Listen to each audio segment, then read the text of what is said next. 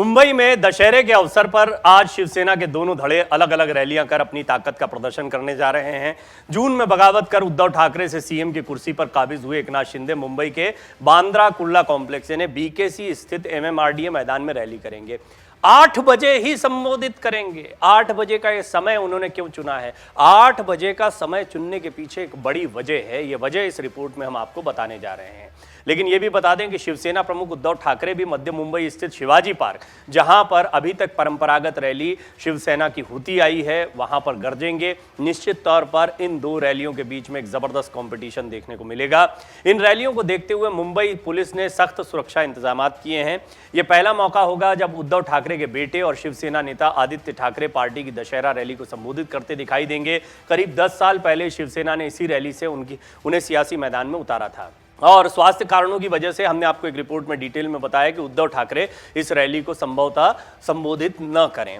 शिवसेना के वरिष्ठ नेताओं ने यह बताया है कि आदित्य रैली में पहले बैठते थे मंचों पर, लेकिन भाषण नहीं दिया करते थे। वहीं दूसरी तरफ सीएम शिंदे बीकेसी मैदान पर होने वाली अपनी पहली दशहरा रैली में उद्धव ठाकरे पर गरजेंगे। मैदान पर शस्त्र पूजा के लिए एक तलवार की प्रतिकृति भी रखी गई है। इसके अलावा शिवसेना संस्थापक बाल ठाकरे और स्वर्गीय आनंद दिघे के होलोग्राम छवियां भी बनाई गई हैं।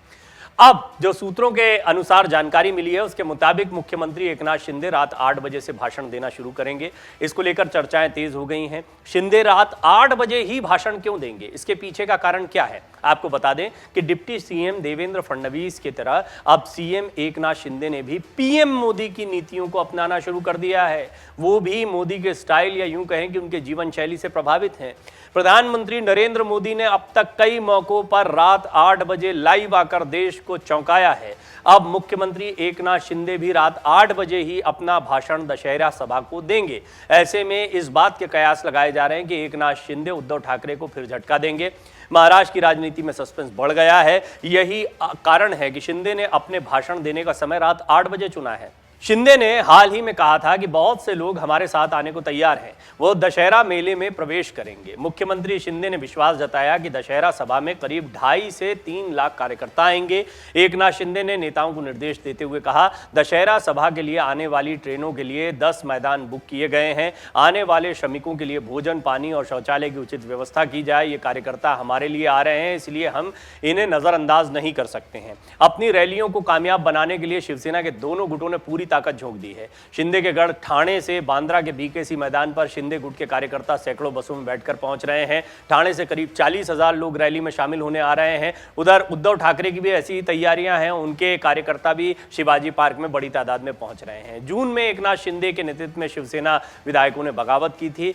इससे उद्धव ठाकरे नीत महाविकास अघाड़ी सरकार गिर गई थी और शिंदे ने भाजपा के साथ मिलकर नई सरकार बना ली थी। अब एक बहुत महत्वपूर्ण बात यह है कि शिंदे 8 बजे का समय क्या प्रधानमंत्री मोदी के 8 बजे का समय चुनने की वजह से चुन रहे हैं? पहली चीज। दूसरी बात, जब भी 8 बजे भाषण दिया है पीएम मोदी ने तो चौंका दिया है। क्या शिंदे भी अपनी रैली में चौंकाने वाले हैं? यह माना जा रहा है कि कुछ और बड़े चेहरे औपचारिक तौर पर एकनाथ शिंदे के साथ में शिंदे गुट का हिस्सा बन सकते हैं या असली शिवसेना पर अपनी दावेदारी को और पुख्ता करने के लिए शिंदे कोई बड़ा दांव इस रैली में खेल सकते हैं। सभी की निगाहें इस बात पर है कि शिंदे का भाषण क्या होने जा रहा है। हालांकि आरोप प्रत्यारोप के लिहाज से देखें तो शिंदे अपनी बातें तमाम पहले ही कह चुके हैं। मूल मुद्दे हैं बाला साहब ठाकरे के जो सपने थे, उनका हिंदुत्व का एजेंडा था, उससे उद्धव ठाकरे दूर चले गए। महाविकास अघाड़ी में जाकर बेमेल गठबंधन बना लिया। हम कभी भी कांग्रेस एनसीपी के साथ जाने के पक्ष में नहीं थे। उद्धव ठाकरे के साथ में रहते हुए हमारे गुट के विधायकों को कोई तवज्जो नहीं मिल रही थी। शीर्ष नेतृत्व की कार्यकर्ताओं के साथ में विधायकों के साथ दूरियां थी, इसीलिए लोगों में एक निराशा का भाव पैदा हो रहा था। ये सारी बातें हैं जो शिंदे कह रहे हैं। उद्धव ठाकरे ने कहा एकनाथ शिंदे ने गद्दारी की है, कुर्सी के लालच में बीजेपी के साथ हाथ मिला लिया गया है। शिवसेना को खत्म करने की साजिश बीजेपी रच रही है और ये सोची समझी रणनीति है कि धीरे धीरे शिवसेना को कमजोर कर दिया जाए, खत्म कर दिया जाए। इसी लिहाज से एकनाथ शिंदे ने बगावत की। 40 खोखे एकदम ओके वाली जो बात कही थी उसमें यह है कि विधायकों को पैसा देकर अपने साथ में मिलाया गया है। ये एक गलत तरीके से बनाई गई सरकार है, अलोकतांत्रिक सरकार है। ये सारी बातें उद्धव ठाकरे पहले कह चुके हैं। तो भाषण का लब्बो-लुबाब दोनों का जो है मुख्य बिंदु तो हमने आपको बता दिए, लेकिन महत्वपूर्ण बात यह है कि कुछ सरप्राइजिंग एलिमेंट सभी इंतजार कर रहे हैं कि शिंदे और उद्धव ठाकरे क्या यही बातें कहने वाले हैं या इसके अलावा कुछ बातें कहने वाले हैं। हम आपको बताते हैं कि वो संभावनाएं क्या हो सकती हैं कि दोनों क्या क्या बातें कह सकते हैं। इसमें सबसे महत्वपूर्ण शिंदे गुट की तरफ से ये है कि चाहे वो नार्वेकर का साथ में आने की बात चल रही हो, कयास चल रहे हो, कुछ और बड़े चेहरे हमारे साथ में आ सकते हैं। शिंदे के मंच पर कौन कौन लोग मौजूद होंगे, क्या औपचारिक तौर पर कुछ लोगों को शिंदे अपने साथ जोड़ेंगे, साथ ही साथ में असली शिवसेना की बात तो वो कह रहे हैं, कोई और बड़ा खुलासा करने जा रहे हैं कि असली शिवसेना अब उनकी होगी तो आगे की रणनीति क्या होने वाली है। शिव सैनिकों को लेकर कोई बड़ा ऐलान करने वाले हैं, क्योंकि हमने आपको पहले भी बताया ब्लॉक स्तर पर, कार्यकर्ताओं के स्तर पर शिवसेना अब भी बटी हुई है। इसमें से कौन असली शिवसेना है, किसके पदाधिकारी बैठेंगे, उद्धव गुट के, शिंदे गुट के, ये लड़ाई चल रही है। तो शिंदे क्या इसमें एक बड़ा फेरबदल कर सकते हैं, ये बातें हैं जो कुछ आ सकती हैं नई बातें शिंदे गुट की तरफ से, उद्धव ठाकरे गुट की तरफ से नई बातें। पहली चीज तो सबसे बड़ी बात, आदित्य ठाकरे पहली बार रैली को संबोधित करते दिखाई देंगे, यानी यहां पर विरासत का हस्तांतरण होता दिखाई देगा। उद्धव ठाकरे को अपनी विरासत मिली पिता बाला साहब ठाकरे से। बाला साहब ठाकरे ने यहीं से उनकी लॉन्चिंग की थी और उसके बाद में फिर आदित्य ठाकरे की भी 10 साल पहले यहीं से लॉन्चिंग की गई थी। लेकिन अब आदित्य ठाकरे अगली भूमिकाओं में देखने को मिलेंगे, यानी कि वो कमान संभालते दिख सकते हैं शिवसेना की। दादा की विरासत को संभालेगा पोता और आदित्य ठाकरे को बड़ी भूमिकाएं मिल सकती। दूसरी अहम बात, तेजस ठाकरे को भी कोई महत्वपूर्ण जिम्मेदारी यहां पर मंच पर दी जा सकती है।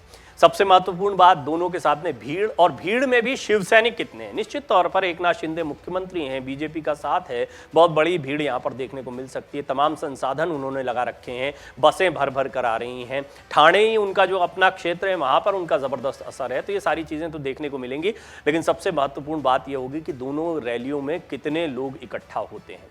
किसी तरह से कानून व्यवस्था गड़बड़ाए न, इसके लिए पुख्ता इंतजाम किए गए हैं। पुलिस का भारी जमावड़ा मुंबई में किया गया है। कोर्ट ने पहले ही स्पष्ट कर दिया था उद्धव ठाकरे को कि कानून व्यवस्था की जिम्मेदारी बनाए रखना आपकी जिम्मेदारी होगी, और यदि ऐसा नहीं होता है तो आने वाले समय में फिर आपको मुश्किल हो जाएगी यहाँ पर शिवाजी पार्क में रैली करने में। उद्धव ठाकरे ने कहा है कि हम कोर्ट का सम्मान करते हैं, शांतिपूर्ण तरीके से हम इस रैली को करेंगे। हालांकि इससे पहले जब उनको परमिशन नहीं मिल रही थी तो उन्होंने ये तक कह दिया था कि किसी भी हालत में हमारे शिव सैनिक यहाँ पर पहुंचकर रहेंगे।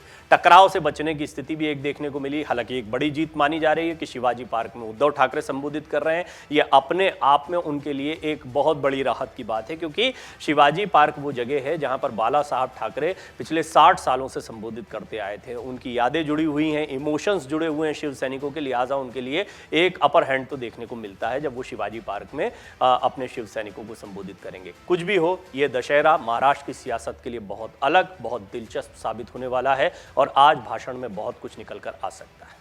अगर आप ये वीडियो YouTube पर देख रहे हैं तो हमारे चैनल को सब्सक्राइब करें और बेल आइकन को दबाना ना भूलें। अगर आप Facebook पर ये वीडियो देख रहे हैं तो हमारे पेज को लाइक करें। डाउनलोड करें अमर उजाला ऐप और पाएं खबरें लगातार।